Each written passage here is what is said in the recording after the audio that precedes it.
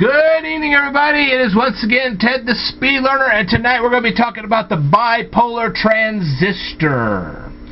Okay. Now then, before I get into this discussion, I wanted to let you guys know that I have published 5 full Kindle books. If you are interested in any of them, let me know in the comments section below, and I will send you a hyperlink to those books, and I can send you one to one of them, and then the other 4 can be found very easily after that. So, go ahead and look me up, and I'll let you buy my books, okay? Anyway, you're watching a live stream right now. That is why I am at an angle. Let's just get right into the meat and potatoes of this. What is a bipolar transistor? The answer to this question is quite complicated, but I will do my best to answer the question as best as I can. Bipolar transistors are comprised of 2 signal diodes. So,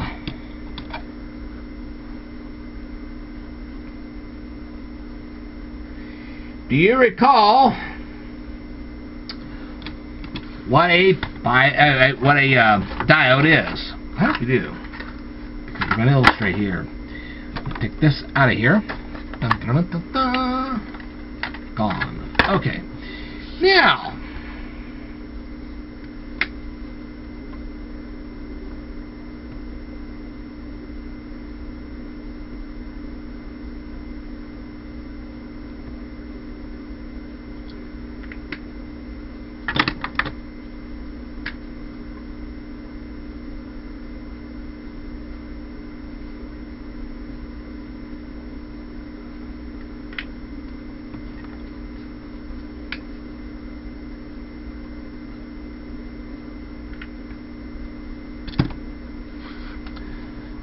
that is a diode. Okay, we're going to have 2 signal diodes. Okay. Now then, I'm going to go ahead and define what a signal diode is. A signal diode is one that conducts current if it's labeled a forward bias diode, which I covered in a previous video, and blocks current when it's labeled a reverse bias diode. Okay. These diodes are used on circuit boards when high frequencies or small currents are present. You may find these diodes inside radios, televisions, and computers. And you are welcome to research signal diodes after you finish watching this video, but let's return to our discussion of bipolar transistors. As I stated earlier, bipolar transistors are comprised of 2 signal diodes that are joined together. That means that there will be 2 p-n junctions that will be joined together. I discussed the topic of p-n junctions when I started my transistor video series. You're welcome to watch that. If you go back through my videos, you'll see that. Okay? I just dropped my dry erase marker. The signal diodes that are joined together would either share a positive or negative terminal. Okay? That means that the bipolar transistor would be comprised of 3 layers and 2 junctions. And these bipolar transistors would possess 3 terminals. Okay? So, let's say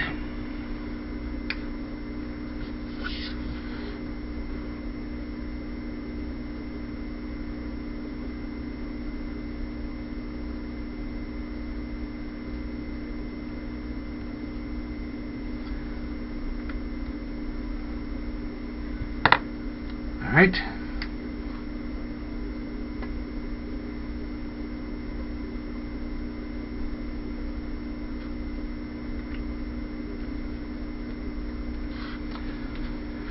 So now we have 2 signal diodes that are connected right here.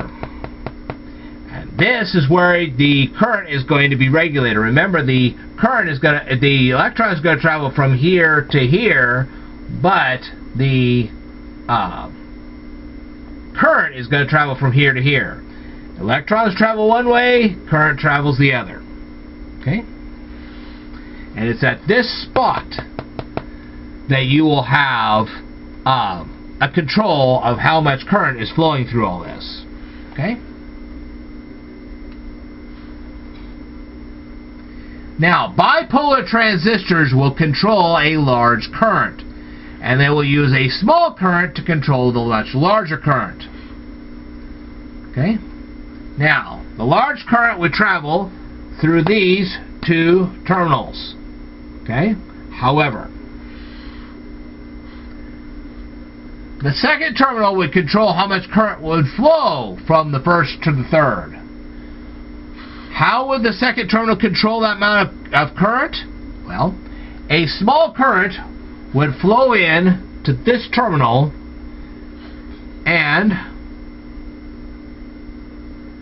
it would control how much current is going from here to here. And let's say this was reversed. It would control how much current was going from here to here. That's how that would work. So this is the spot right here that would control how much current is going either this way or this way. Doesn't matter which way it goes. That thing right there would control it. A small current would be injected into that, and that's how that would be controlled. Okay? In analog devices, this bipolar transistor could amplify the current flowing between the first and third terminals. So in other words, let's say just a small amount of current was going from here to here.